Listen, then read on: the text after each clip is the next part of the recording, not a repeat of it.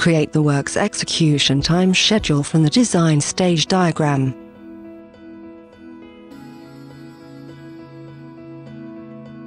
Manage activities in the same way as with the planned time schedule.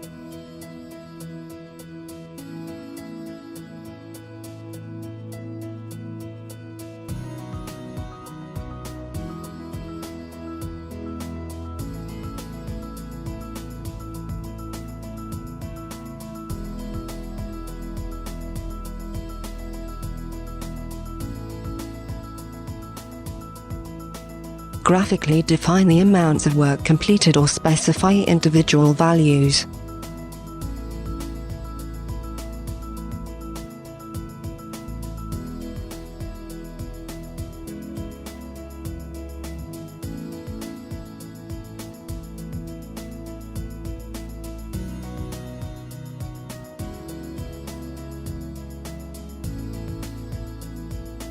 Compare the work's execution financial plan with the design stage financial plan, highlighting differences and variations.